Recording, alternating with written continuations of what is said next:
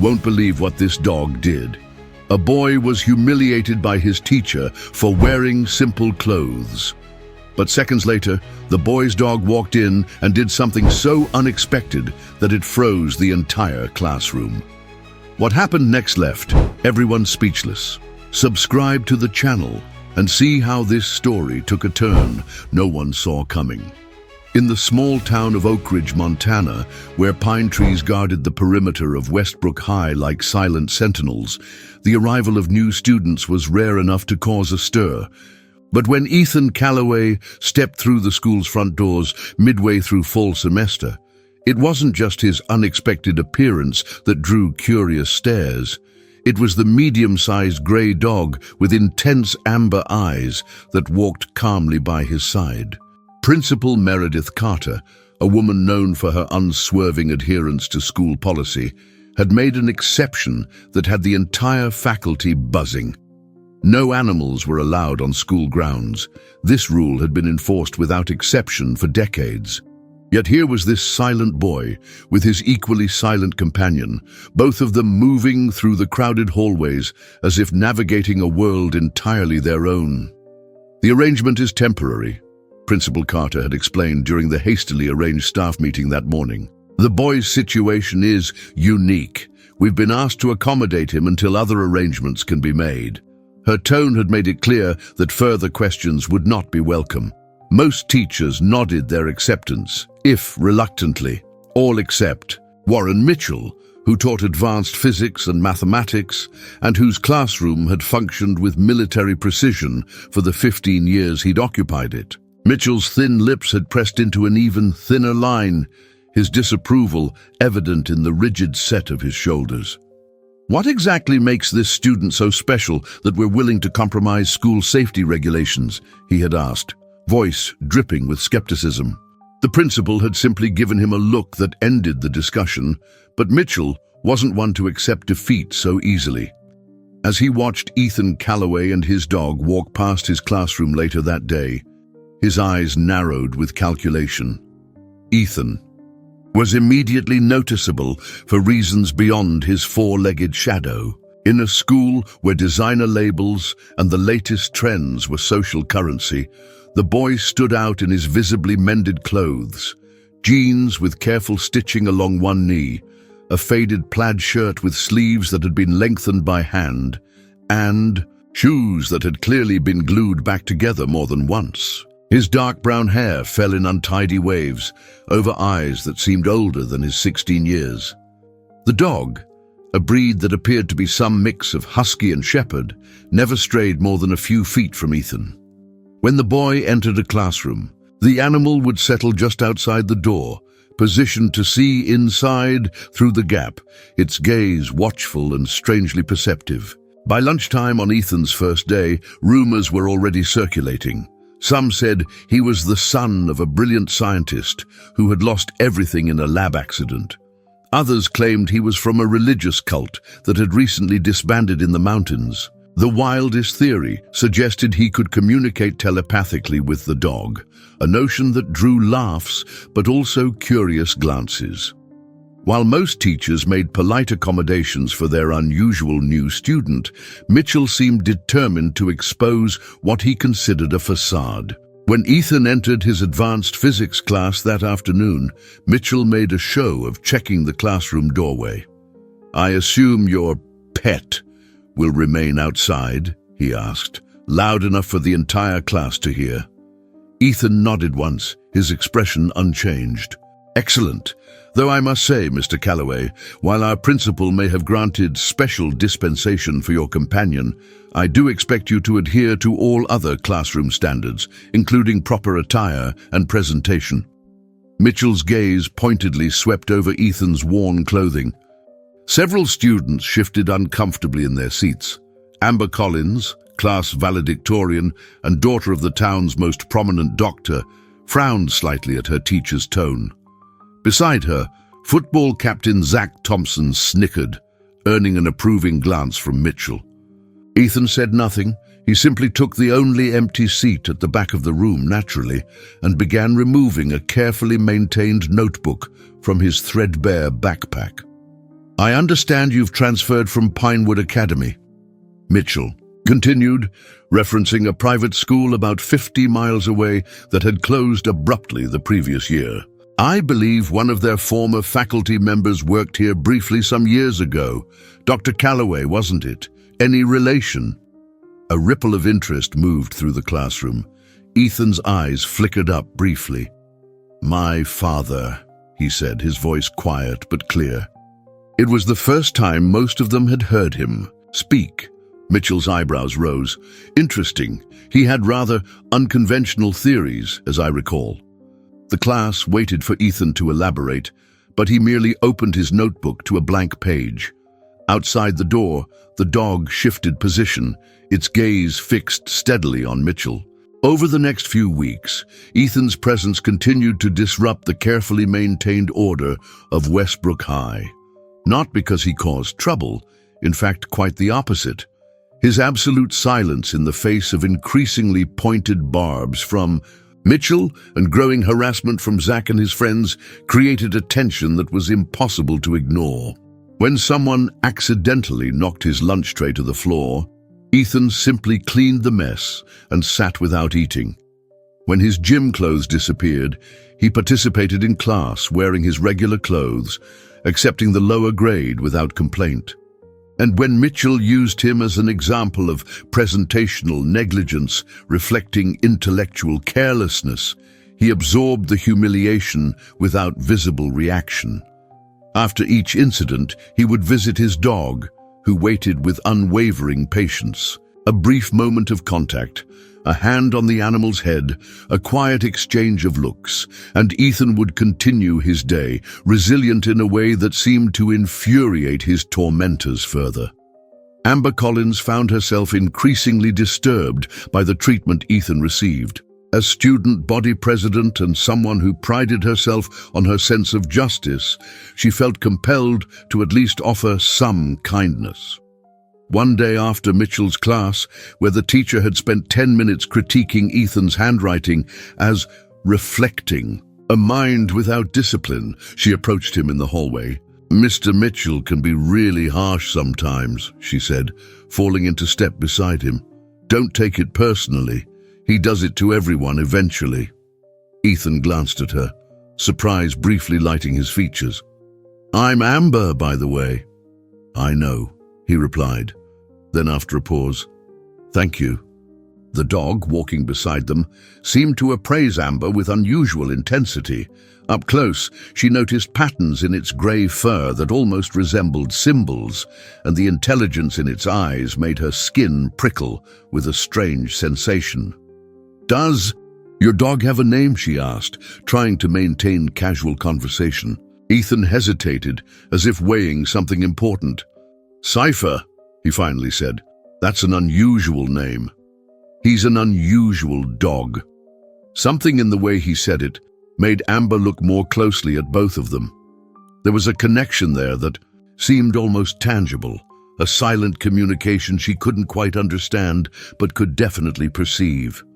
I've seen you reading in the library during lunch, she continued. Advanced quantum theory isn't exactly light reading. A ghost of a smile touched Ethan's lips.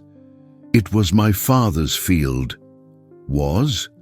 The word slipped out before she could stop herself. Ethan's expression closed again. He's gone now. Before Amber could respond, Zach Thompson appeared with several of his teammates, deliberately bumping into Ethan hard enough to send him stumbling against the lockers.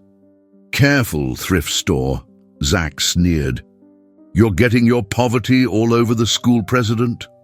Cypher let out a low sound, not quite a growl, but something deeper, more purposeful, that made Zach take an instinctive step back. Control your mutt, he muttered, but there was real unease in his eyes. Amber stepped between them. Knock it off, Zach. Don't you have practice to get to? Zach's eyes darted between Amber, Ethan, and the dog. Whatever, just keeping our school president safe from strays. He sauntered away with his friends, their laughter echoing down the hallway. I'm sorry about that, Amber said, turning back to Ethan. But Ethan wasn't looking at her. He was kneeling beside Cypher, one hand resting on the dog's head, their eyes locked in what appeared to be silent communion. For a moment, Amber could have sworn she saw something pass between them, a communication beyond words. Then Ethan stood, his composure perfectly restored. "Thanks for your concern," he said quietly, "but Cypher and I are used to it." As he walked away, Amber couldn't shake the feeling that there was far more to Ethan Calloway and his unusual dog than anyone at Westbrook High had begun to guess, a mystery that somehow connected to the strange weather patterns affecting the school lately, the unexplained power outages, and the odd symbols that had started appearing in unexpected places around the campus. What bothered her most, though, was the nagging sense that she'd seen those same symbols before, in old newspaper clippings about a controversial research project that had been shut down years ago, led by a brilliant but discredited scientist named Dr. Alexander Calloway. The library at Westbrook High was a sanctuary of sorts, the one place where the social hierarchies that dominated the rest of the school seemed to temporarily dissolve amid the hushed atmosphere and towering shelves. It was here that Amber found herself drawn during her free period, not for the usual student council work she typically handled during this time, but for research of a more personal nature. She sat at one of the ancient computers in the back corner, scrolling through digitized newspaper archives from 7 years earlier. The screen flickered occasionally, another sign of the power fluctuations that had been plaguing the school with increasing frequency, but she barely noticed, too absorbed in what she was reading. "Disgraced scientist terminated from Westbrook. Faculty," read one headline. The accompanying photo showed a man who was unmistakably Ethan's father, the same thoughtful eyes, the same angular jawline, standing before a complex diagram covered with symbols that looked eerily familiar. Dr.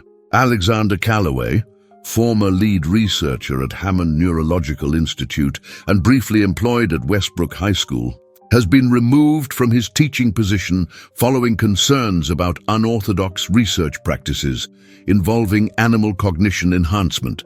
School officials declined to comment on specific allegations, citing privacy concerns. Amber clicked through to another article dated a few weeks later. Controversial scientist denies ethical violations, claims breakthrough in cognitive transference. A small video clip accompanied this piece. She plugged in her earbuds and pressed play, finding herself face to face with Ethan's father, looking disheveled but intensely focused as he addressed the camera. "What we've discovered isn't just about enhancing animal intelligence," Dr. Calloway insisted, his voice carrying the same quiet intensity she'd noticed in his son. "It's about the fundamental nature of consciousness itself, how it can be preserved, transferred, shared. The implications for human advancement are extraordinary." The interviewer's skeptical tone cut through.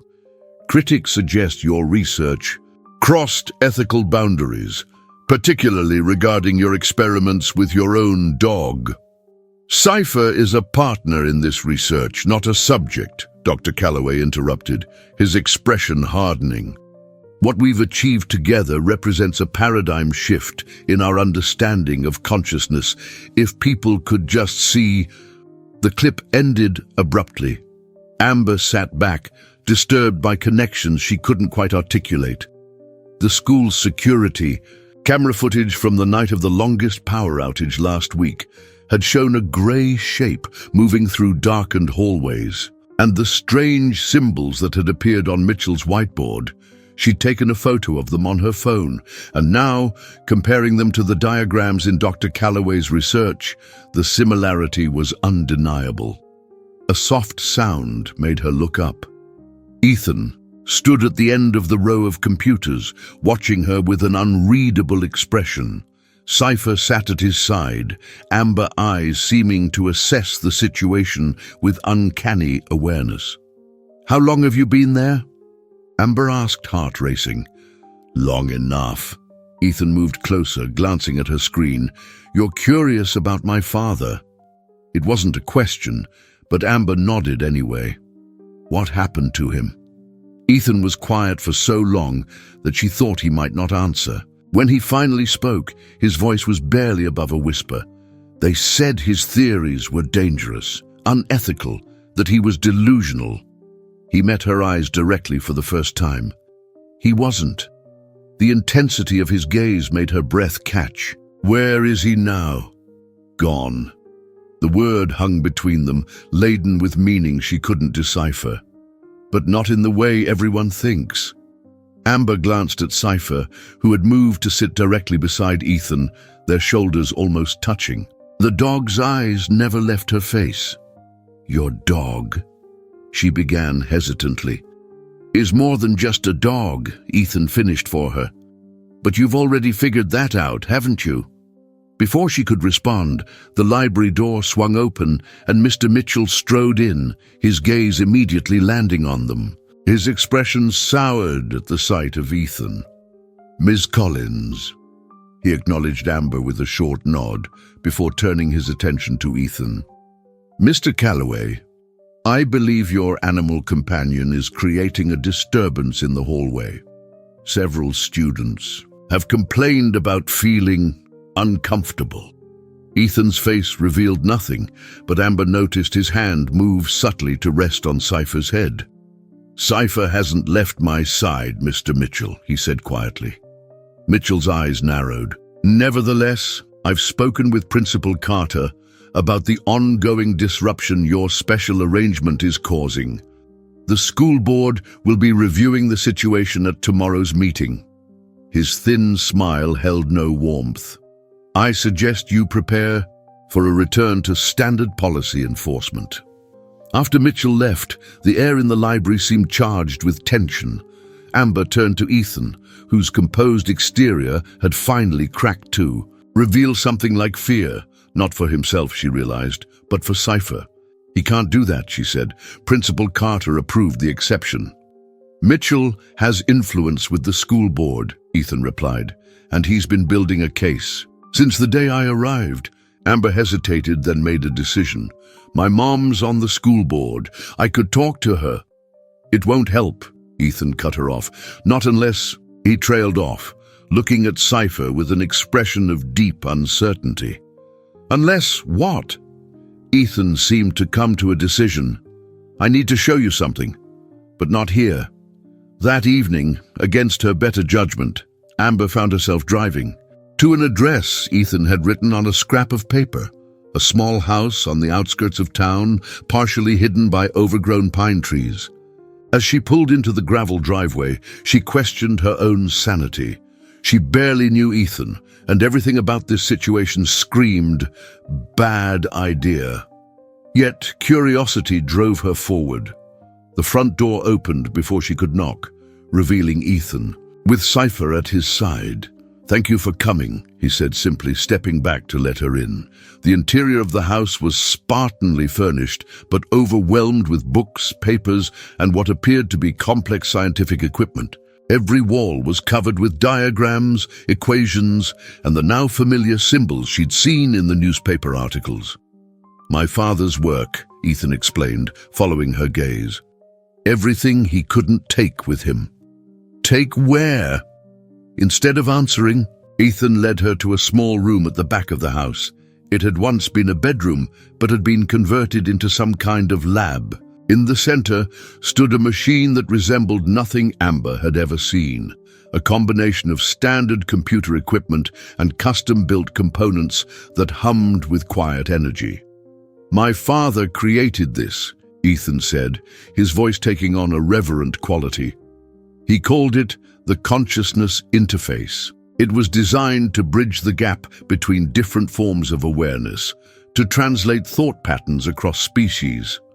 Amber stared at the machine, then at Cypher, who had taken a position directly beside it, sitting with almost formal precision.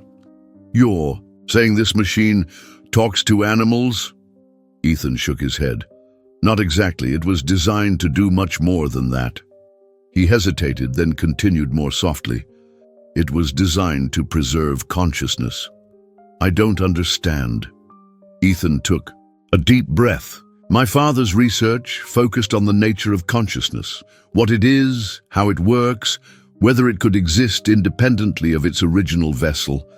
He believed he'd found a way to map consciousness completely, to create a perfect digital imprint that could then be shared. Shared, Amber repeated, the implications slowly dawning on her. She looked at Cypher with new understanding, a chill running down her spine. You're not saying... 3 years ago, my father was diagnosed with an aggressive brain tumor, Ethan said, his voice steady despite the pain evident in his eyes. The doctors gave him 6 months. He had already achieved remarkable success in mapping and transferring simple thought patterns between his research animals. When he received his diagnosis, he accelerated his timeline. Amber's gaze moved between Ethan and Cypher, her mind struggling to accept what he seemed to be suggesting. That's impossible, she whispered. That's what everyone said, Ethan replied, including me at first, but my father was brilliant. He understood consciousness in ways no one else did. He moved to the machine and pressed a sequence of buttons. A holographic display flickered to life, showing brainwave patterns side by side. This is a standard human consciousness pattern, Ethan explained, pointing to the left side. And this, he indicated the right, is Cypher's. Amber stared at the patterns, which pulsed with unmistakable similarity. The procedure wasn't perfect, Ethan continued. The transfer was partial, fragmented. Cypher still has his original canine consciousness, but he also carries aspects of my father, his memories, his knowledge, parts of his personality. They coexist. That's why you need to keep him with you at school, Amber realized. It's not just a dog, it's also your father. Ethan nodded, relief evident in his expression at being understood. Not completely him, but enough that I couldn't bear to be separated. And now Mitchell wants to take away the exception that allows Cypher to stay with me. Amber sank into a nearby chair, overwhelmed. This is a lot to process. I know how it sounds, Ethan said quietly, but I can prove it. He turned to Cypher. Show her. The dog moved to a keyboard connected to the machine and, with deliberate precision, began to press keys with his nose. Words appeared on the screen. Hello, Amber. Thank you for being kind to my son. Amber gasped, her hand flying to her mouth. The room seemed to spin around her as she tried to reconcile what she was seeing with everything she thought she knew about reality. There's more, Ethan said, his eyes suddenly intense. The symbols appearing around school, the power fluctuations. That's Cypher trying to communicate, trying to warn us. Warn us about what? Mitchell, Ethan said grimly. He's not just a rigid teacher with a superiority complex. He was my father's colleague before the falling out. And I think he knows what my father accomplished. He's been watching us, looking for proof. Why would that matter now? Ethan's expression darkened. Because if he can prove what my father did, he could claim the research as his own. The technology my father created, it could be worth billions if weaponized or commercialized. And Mitchell was always more interested in recognition and profit than ethical considerations. Suddenly, the odd tension between Ethan and Mitchell took on a more sinister dimension. This wasn't just about school rules or a teacher's petty prejudice. It was about something much bigger. And as Cypher typed out another message on the keyboard, he's coming for the research. Tomorrow. Amber realized she had stumbled into a situation far more complex and dangerous than she could have imagined when she first noticed the quiet new boy and his unusual dog. The morning of the school board meeting dawned with an unnatural stillness. Heavy clouds hung low over Oak Ridge, neither advancing nor retreating, as if the sky itself was holding its breath. Amber hadn't slept well, her mind replaying the incredible revelations from Ethan's house in an endless loop. Part of her wanted to dismiss it all as an elaborate hoax or the delusion of a grieving son, but she couldn't forget the words that had appeared on that screen. words with a distinctive voice that couldn't possibly have come from Ethan. She arrived at school early, hoping to catch Ethan before classes started, but his usual spot in the library was empty. When she checked the parking lot, his battered pickup truck was nowhere to be seen. By the time first period began, a knot of anxiety had formed in her stomach. Had something happened? Had Mitchell somehow already made his move? Mr. Mitchell, however, was present and unusually animated. As he distributed worksheets in physics class, Amber noticed him checking his watch repeatedly, a slight smile playing at the corners of his mouth. When the classroom door finally opened and Ethan slipped in, 15 minutes late and most notably without cipher, Mitchell's smile widened. "How kind of you to join us, Mr. Calloway," he said, voice dripping with mock courtesy. "I notice your four-legged shadow is absent today. Finally decided to adhere to school regulations." Ethan didn't respond as he took his seat, but Amber caught the tight set of his jaw, the pallor of his skin. Something was wrong. She tried to catch his eye, but he kept his gaze fixed firmly on his desk.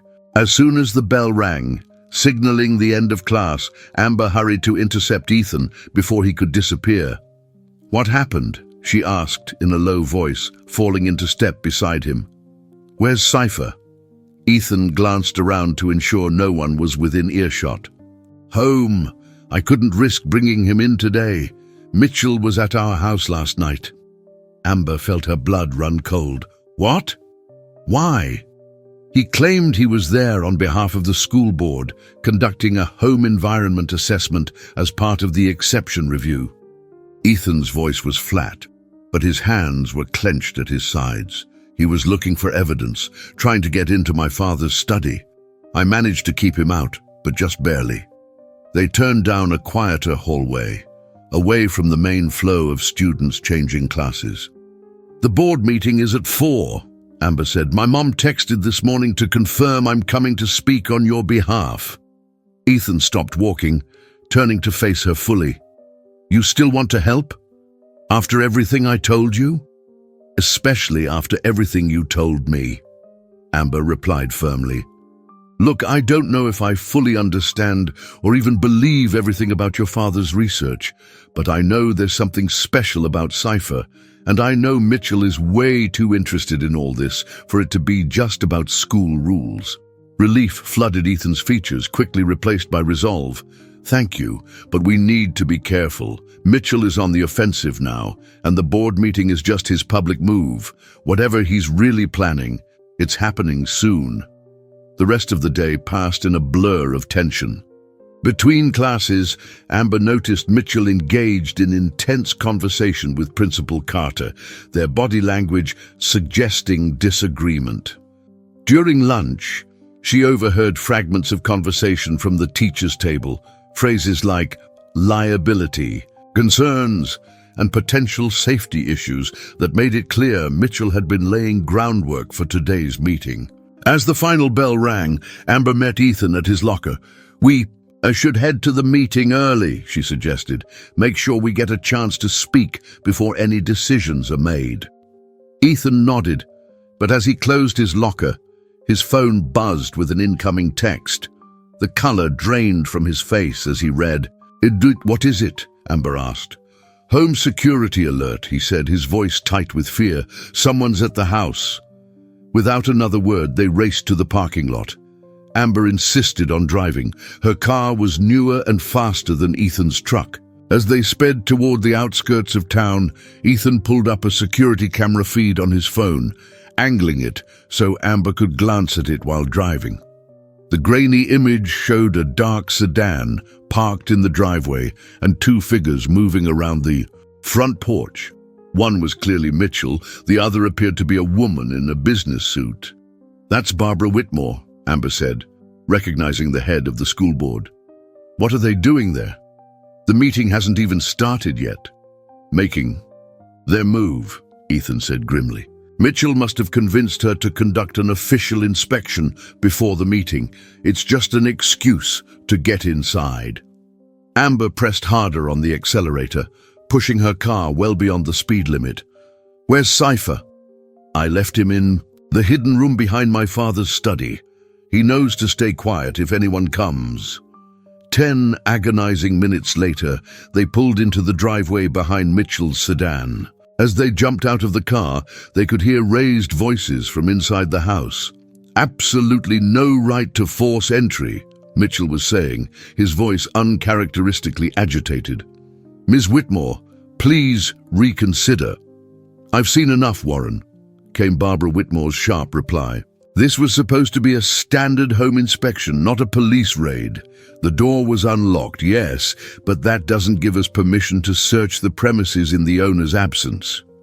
Ethan and Amber burst through the front door to find Mitchell, standing in the living room with Ms. Whitmore, who looked deeply uncomfortable. The front door of the house was slightly ajar, suggesting they had indeed entered without permission. "What are you doing in my house?" Ethan demanded, his quiet voice carrying an edge Amber had never heard before. Mitchell spun around, momentarily startled, before composing his features into a mask of professional concern. "Ah, Ethan, Ms. Whitmore and I were just conducting the home environment assessment we discussed yesterday. The door was open, and given the unique circumstances of your living situation, we felt it prudent to—" "The door was not open," Ethan interrupted, his gaze unwavering. "And you know you had no right to enter without my permission." Ms. Whitmore looked between them, clearly sensing the undercurrents she didn't fully understand. "Mr. Mitchell suggested this inspection as part of our due diligence before the board meeting," she explained, her discomfort evident. "But I agree we should have waited for your return. I apologize for the intrusion." Mitchell's jaw tightened almost imperceptibly, but he maintained his concerned facade. "We're simply trying to ensure your well-being, Ethan. A minor living alone, especially one in such unusual circumstances, naturally raises certain questions." Amber stepped forward. "Ms. Whitmore, my mother, Catherine Collins, sits on the school board. She's expecting us at the meeting to discuss Ethan's situation formally. This unannounced visit seems highly irregular." The mention of Catherine Collins, one of the most respected members of the community, had an immediate effect on Barbara. "Whitmore, yes, you're absolutely right. This was poorly handled." She turned to Mitchell with thinly veiled disapproval. "We should continue this discussion at the official meeting with all board members present." Mitchell's smile didn't reach his eyes. "Of course, I was simply trying to gather all relevant information beforehand. Though I must say, Ethan, I noticed your dog doesn't seem to be here. I thought the animal never left your side." The question hung in the air, loaded with implication. Ethan's expression remained neutral, but Amber could sense his internal panic. "Cypher is at the vet," she improvised quickly. "Annual checkup. My mom drove him there after school since Ethan had to prepare for the meeting." Mitchell's eyes narrowed, slightly, but Ms. Whitmore was already moving toward the door, clearly eager to extract herself from the awkward situation. "We'll see you both at the meeting," she said firmly. "Warren, shall we?" With obvious reluctance, Mitchell followed her out. As soon as they heard car doors slam and engines start, Ethan rushed to the back of the house, Amber close behind. The hidden room, cleverly concealed behind a bookshelf in Dr. Calloway's study, was empty. No Cypher, no sign of the complex equipment Amber had seen the night before, just bare walls and floor. "He moved everything," Ethan breathed, a mixture of relief and concern in his voice. "The contingency protocol. If anyone unauthorized entered the house while I was gone, Cypher was supposed to activate it. Where would he go?" Ethan's phone buzzed again, another text message, this one containing only a set of coordinates. "The backup location," he explained, already heading for the door. "We need to go now. The board meeting is just a distraction. Mitchell's real target was always my father's research." As they raced back to Amber's car, the previously static clouds finally began to move, swirling in patterns that seemed almost deliberate, A sharp crack of thunder split the air, and within moments, rain was pouring down in sheets as if nature itself was responding to the escalating tension. They were halfway to the coordinates, an abandoned research facility at the edge of town that had once been affiliated with Hammond Neurological Institute, when Amber's phone rang. It was her mother. "Amber? Where are you? The board meeting is about to start, and Mitchell is making quite a compelling case against this exception for Ethan's dog. Something about potential health and safety violations." Amber exchanged a quick glance with Ethan before answering. "Mom, listen carefully. Mitchell isn't just concerned about school rules. He's after something much bigger. He broke into Ethan's house today." "What? That's a serious accusation, Amber." "Ms. Whitmore was with him. She can confirm it. But that's not all." Amber hesitated, unsure how much to reveal. "Mitchell was a colleague of Ethan's father. There's some kind of research he's trying to get his hands on, and he's using his position at school to pressure Ethan." There was a moment of silence on the other end. "I always thought Warren's interest in this situation seemed excessive," Catherine Collins finally said. "Let me handle the board meeting. You two stay safe and call Chief Ramirez if Mitchell makes any more unauthorized visits." As they approached the old research facility, the storm intensified. Lightning illuminated the abandoned buildings in stark flashes, making the complex look more like something from a horror movie than a former scientific institution. "There!" Ethan pointed to a low building at the far end of the complex. "That was my father's original lab before he was forced to continue his work at home." They parked behind a larger building to keep the car hidden from the main access road and made their way through the downpour to the indicated structure. The door was unlocked, but the interior was pitch black. "Cypher," Ethan called softly into the darkness. "It's me." For a moment, there was only silence. Then, from the shadows at the back of the room, amber eyes gleamed. Cypher emerged, his grey fur almost silver in the dim light filtering through dirty windows. Behind him, Amber could make out the outlines of equipment similar to what she'd seen in Ethan's house, the consciousness interface, seemingly reassembled in this new location. "How did he move all this by himself?" she whispered, awed. "He didn't," came a new voice from the direction of the equipment. A figure stepped forward, a man Amber recognized instantly from the news articles and videos she'd seen.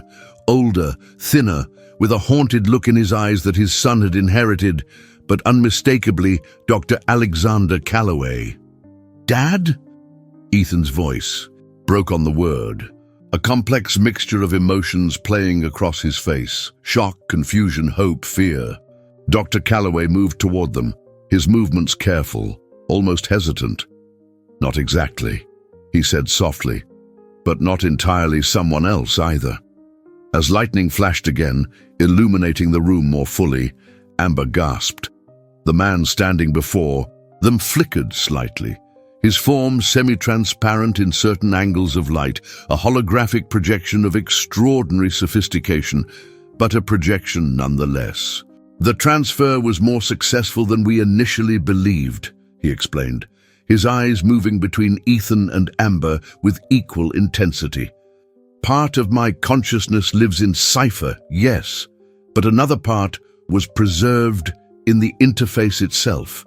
Two fragments of the same mind, separated but connected." Ethan stepped forward, hand outstretched, then stopped as his fingers passed through his father's projected form.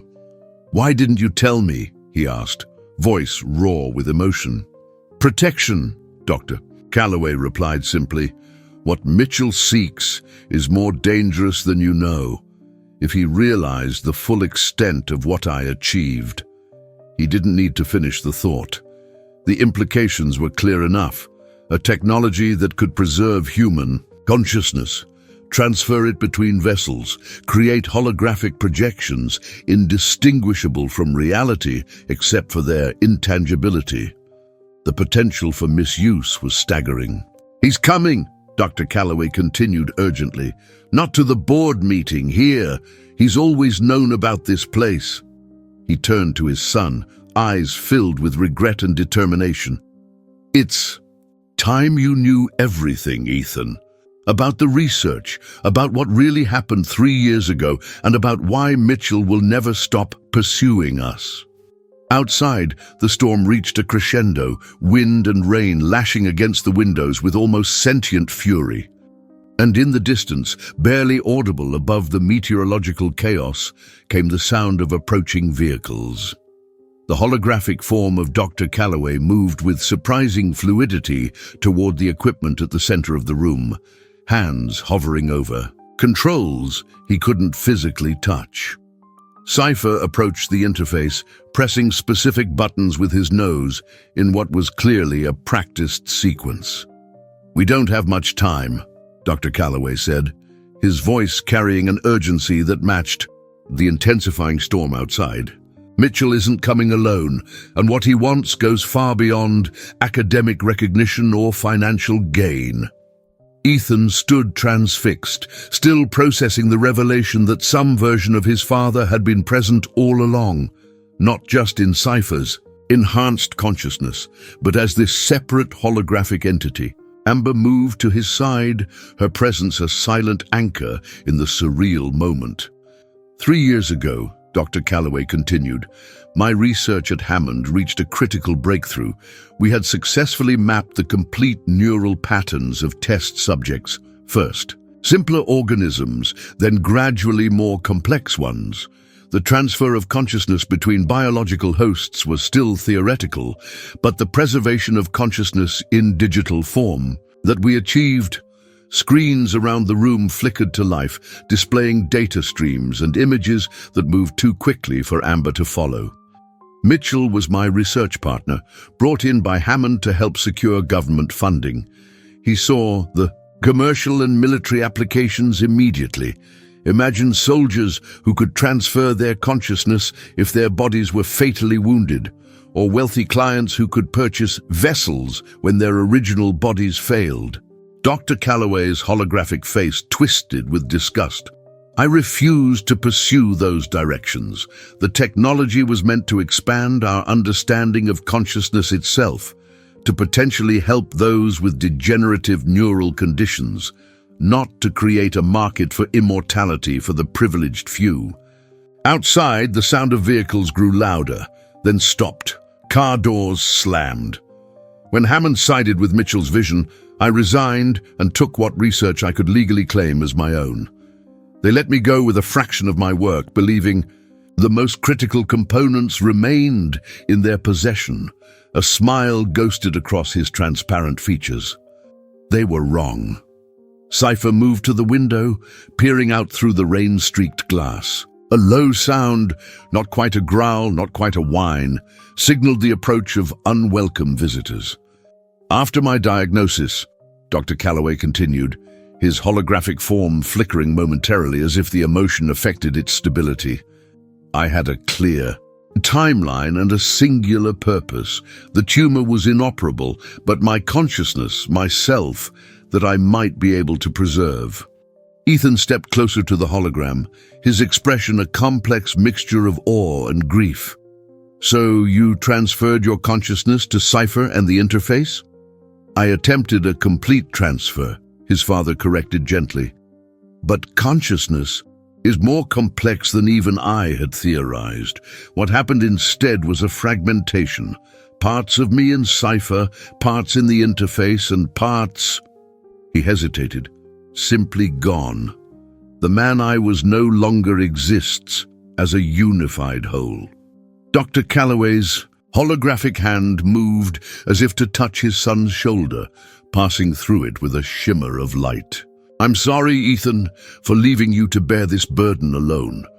You never left, Ethan replied, voice rough with emotion. Not completely. The moment of connection was interrupted by a harsh pounding on the laboratory door. Ethan Calloway, Mitchell's voice carried through the metal. I know you're in there. Open this door immediately. We have matters to discuss. Dr. Calloway's expression hardened. Mitchell discovered what I'd accomplished shortly after my physical body failed. He's been searching for the complete research ever since, the components that would allow him to replicate a full consciousness transfer, not just the fragmented version I achieved. Which is why he took the teaching position at Westbrook. Ember realized, to get close to Ethan, to find out where you'd hidden everything. Precisely, Dr. Calloway nodded. For 3 years, Ethan kept moving, kept one step ahead, until resources ran out and returning to Oak Ridge became the only option. The pounding on the door grew more insistent. "I can see lights inside," Mitchell shouted. "This is private property. You're trespassing. I have security personnel with me and we will enter by force if necessary." Dr. Calloway turned to his son. "We've prepared for this moment, Ethan. Initiate protocol. Omega." Without hesitation, Ethan moved to the main console, typing in a complex sequence of commands. Around them, the equipment hummed with increasing energy, lights pulsing in rhythmic patterns. "What's protocol, Omega?" Amber asked, eyes darting. "Between father, son, and the door that now shuddered under the force of someone throwing their weight against it. The final contingency," Dr. Calloway explained. "A complete data transfer to secure servers around the world, followed by the physical destruction of all equipment at this location. My research will be released publicly into the scientific community at large, available to everyone or no one." Ethan's hands moved with practiced precision over the keyboard. Once the protocol is initiated, there's no stopping it. The data transfer takes 16 minutes to complete, after which he didn't need to finish. The implication was clear. After the data was safely distributed, the equipment here would be rendered useless, destroying the original interface and preventing Mitchell from gaining exclusive control. "Dr. Calloway!" Mitchell's voice had taken on a desperate edge. "Be reasonable. Think about your legacy. With Hammond's resources, we could perfect your work, fulfill your original vision." "His vision was never yours, Mitchell," Ethan called back, not pausing. In his work, a new sound joined the cacophony, the wail of approaching sirens. Amber pulled out her phone, displaying a text from her mother. "Police on their way. Stall Mitchell. Board unanimously rejected his proposal after learning of unauthorized home entry." But Mitchell wasn't waiting for police intervention. With a final massive impact, the laboratory door gave way, swinging open to reveal Mitchell flanked by 2 men in dark suits with Hammond Neurological Institute identification badges. "Stop what you're doing, Ethan," Mitchell commanded, stepping into the lab with unnatural confidence. "You have no idea what you're tampering with." Cypher moved immediately, positioning himself between the intruders and Ethan, teeth bared in silent warning. The Hammond security personnel hesitated, clearly unprepared for the dog's defensive stance. Mitchell, however, showed no such caution. His eyes swept the room, widening when they landed on the holographic form of Dr. Calloway. "Alexander," he breathed, momentary awe replacing his usual contempt. "You actually did it, a full neural holographic projection." He laughed, a sound devoid of humor. "And here Hammond's team has spent 3 years trying to reconstruct your research, when the proof was right here all along." "It's over, Mitchell," Dr. Calloway's hologram stated firmly. "In 15 minutes, my complete research will be in the public domain. Hammond's exclusive claim dies with it." Mitchell's face contorted with rage. "Do you have any idea what you're throwing away? The potential applications, the profit, the power this technology represents." "I know exactly what I'm discarding," Dr. Calloway replied calmly. "The question is, do you understand what you're trying to preserve? A world where consciousness becomes a commodity, where the rich can effectively purchase immortality while the poor remain trapped in failing bodies."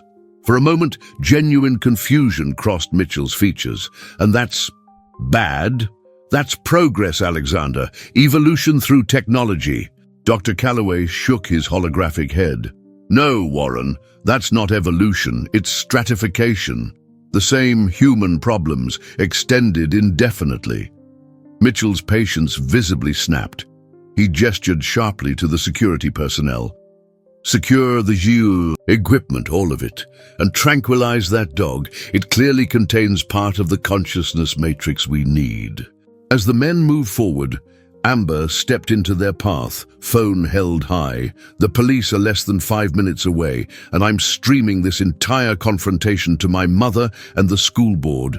Hammond Neurological might want to consider the publicity nightmare of assaulting minors and stealing intellectual property on camera." The security personnel hesitated, looking to Mitchell for guidance. His face had gone an alarming shade of red. "You're bluffing," he snarled. "Check the window," Ethan suggested calmly, not looking up from the console where the data transfer had reached 43%. Sure enough, police lights were now visible through the rain-streaked windows, illuminating the night in rhythmic flashes of blue and red. Mitchell's composure crumbled entirely. "This isn't over," he hissed, turning to the holographic Dr. Calloway with undisguised hatred. "You think releasing your research solves anything? Hammond has patents pending on applications of consciousness transfer technology. We'll tie up any attempts to use your research in litigation for decades." "Perhaps," Dr. Calloway acknowledged with serene confidence. "But you'll never control it exclusively. And in the meantime, the scientific and ethical discussions that should have happened from the beginning will finally take place in the open." The sound of car doors slamming and authoritative voices calling out from outside signaled the arrival of the police. Mitchell's security personnel were already backing toward the exit, clearly unwilling to be present when law enforcement entered. Mitchell himself seemed torn between rage and calculation, his eyes darting between the equipment, the hologram, Cypher, and the approaching officers. Finally, with a last venomous glare, he turned and strode toward the door. "This isn't a victory, Alexander," he said over his shoulder. "It's a waste. You had the key to transcending humanity's greatest limitation, and you're throwing it away out of some misguided sense of equality." "No, Warren," Dr. Calloway replied softly. "I'm ensuring that if humanity does transcend its limitations, we all have the chance to rise together." The police entered moments later, led by Chief Ramirez and accompanied by Catherine Collins, whose expression shifted from concern to astonishment as she took in the scene, particularly the holographic presence of a man she had attended a funeral for 3 years earlier. As Mitchell was escorted outside for questioning, Ethan's focus remained fixed on the console, where the transfer had now reached 78%. Amber moved to stand beside him, watching as global servers received packets of data that would forever change the scientific understanding of consciousness. "What happens after the transfer is complete?" she asked quietly. "To you, to Cypher, to him." She nodded toward the holographic Dr. Calloway, who was engaged in quiet conversation with Chief Ramirez, apparently explaining the situation. Ethan's fingers finally stilled on the keyboard as the progress bar reached 100%. A soft chime indicated the successful completion of Protocol Omega. "I don't know exactly," he admitted, turning to face her fully. "The equipment here will self-neutralize in about 60 seconds. The holographic projection system will shut down. But my father's consciousness, the parts in Cypher at least, those remain." Amber's gaze moved to Cypher, who had returned to Ethan's side, amber eyes reflecting an intelligence that could never again be dismissed as merely animal. "So he'll still be with you, just differently?" Ethan nodded, a small smile touching his lips for perhaps the first time since she'd met him.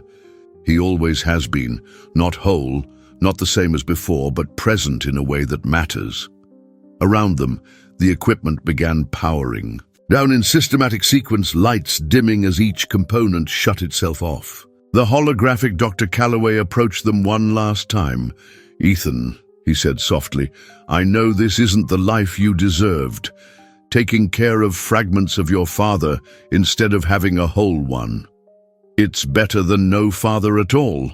Ethan replied, his voice steady despite the emotion in his eyes. Dr. Calloway's holographic form flickered as the projection system began its shutdown sequence. I'm proud of you. Remember that when things get difficult, and remember that while I'm not whole in any one place, the essence of who I am continues in Cypher, in the research now spreading throughout the world, and most importantly, in you. With those words, the hologram faded completely, leaving only the soft hum of dying equipment and the steadily diminishing rain outside. Chief Ramirez approached cautiously. Ethan, I think you and I need to have a very long conversation about what exactly happened here tonight and what's been happening with Mr. Mitchell these past weeks. Catherine Collins stepped forward. Chief, I think these kids have been through enough for one night. Perhaps we could continue this discussion tomorrow after everyone's had some rest. The chief hesitated, then nodded. First thing tomorrow, my office, and I expect full explanations. His stern expression softened slightly as he looked at Cypher, including about your remarkable dog, who I'm assuming will be accompanying you to school from now on without any further issues from the board. Catherine smiled. The board unanimously approved a permanent exception before we even arrived here tonight. Mr. Mitchell's inappropriate behavior ensured that outcome, if nothing else. As they walked outside into the clearing night, Amber found herself looking at Ethan and Cypher with new understanding. The 3 years of silence, of enduring Mitchell's targeted harassment, of keeping to themselves. It had never been about shame or social awkwardness. It had been about protection, about preserving something precious and unprecedented. Where will you go now? She asked as they reached her car. With Mitchell exposed and the research released, is there still a reason to stay in Oak Ridge? Ethan looked down at Cypher, who gazed back with those intelligent amber eyes, then over at Amber herself. For the first time in 3 years, he said, softly, I think we might have a reason to stay. 6 months later, Westbrook High School hosted the state finals of the National Science Competition. On stage, presenting their groundbreaking research on neural network advancements, stood Ethan Calloway and Amber Collins, first-place winners and recipients of full-ride scholarships to MIT. In the front row, Catherine Collins beamed with pride. Beside her sat Principal Carter, who had become an unexpected ally in the aftermath of the Mitchell scandal. And at Ethan's feet, watching the proceedings with unblinking attention, lay Cypher, no longer a source of whispers and speculation, but a beloved school mascot with his own special ID badge. The research that Dr. Alexander Calloway had fought to protect and share was now the foundation of a new field of study, with ethical guidelines and open-source principles at its core. Hammond Neurological had indeed filed lawsuits, but without Mitchell's leadership, he had been quietly dismissed following the incident and facing overwhelming public interest in the technology's potential for treating neurological conditions. They had eventually entered into a collaborative agreement with research universities instead. As for Ethan and Cypher, they no longer walked the halls of Westbrook in silence and isolation. The bond they shared, that remarkable connection between a boy and his dog, between a son and the fragments of his father's consciousness, had become a source of strength rather than secrecy. And sometimes, in quiet moments when Ethan worked, late in the school's new advanced science lab, funded ironically by a grant from Hammond Neurological's Public Outreach Division, those who passed by might glimpse a shimmer of light beside him, a momentary suggestion of a holographic presence that technology couldn't yet fully explain. But Ethan knew, in those moments, in the companionable silence of shared purpose and enduring connection, he understood that consciousness, like love, could transcend its original vessel, finding new ways to persist, to communicate, to matter. It wasn't the life he had expected. It wasn't perfect or complete. But in the fragments and reflections, in the silent understanding and the bonds that defied conventional explanation, he had found something perhaps more valuable than wholeness, authenticity. And as Cypher's amber eyes met his across the science lab, a silent communication passing between them that needed no interface to translate, Ethan knew with certainty that his father had accomplished exactly what he'd set out to do, not just preserving consciousness, but proving that connection, in whatever form it takes, is what truly allows us to transcend our limitations. Dear listeners, we hope that Ethan and Cypher's extraordinary journey has touched your heart as deeply as it's touched ours. The bond between them reminds us that connection transcends conventional boundaries, and that love finds ways to persist even when everything seems impossible. For more emotionally resonant stories that explore the depths of human experience and the unexpected ways we find meaning, you'll find a special playlist by clicking on the link to your left. If this story moved you, please subscribe to our channel and give this video a thumbs up. Every day we bring you unique narratives that challenge our understanding of life, consciousness, and the connections that define us. What parts of Ethan and Cypher's story resonated most with you? We'd love to hear your thoughts in the comment section below.